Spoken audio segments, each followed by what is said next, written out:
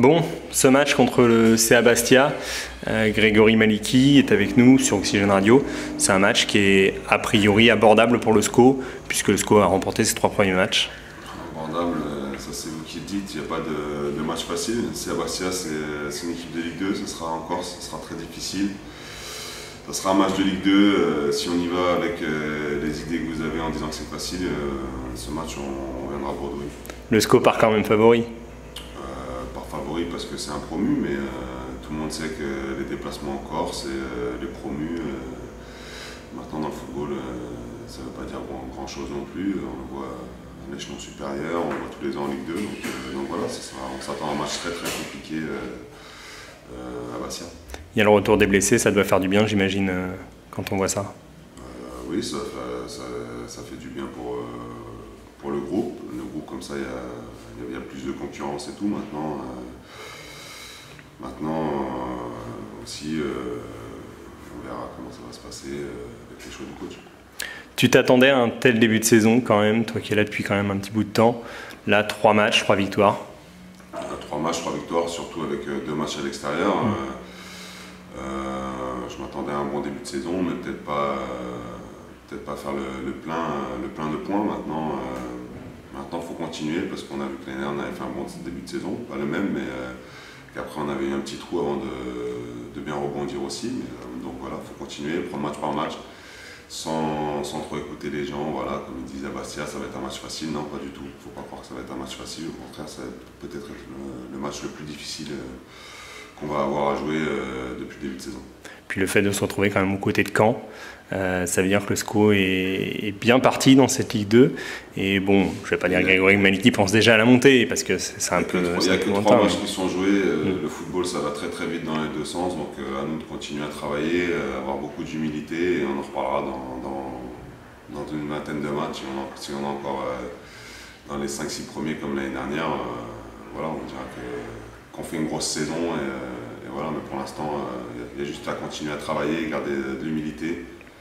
Et voilà, l'esprit qu'on a, conquérant, et voilà, c'est tout. Maintenant, pour l'instant, il reste beaucoup de matchs. Tu as 39 ans, c'est ça? Ouais. Tu es tout simplement le plus vieux gardien de Ligue 2, si je me trompe. Ligue 1, Ligue 2. Ligue 1, Ligue 2, oui, carrément. Ça fait quel effet?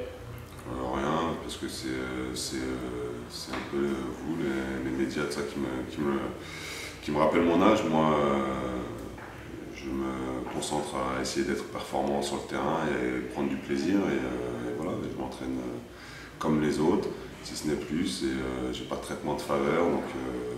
Donc voilà, mon âge, mon corps le vit bien. Et voilà. Beaucoup pensent que c'est comme le vin, c'est-à-dire que tu te bonifies avec l'âge. Est-ce que tu es d'accord? Enfin, en tout cas, on a l'impression que... Il va falloir que je joue longtemps voilà. pour être bon.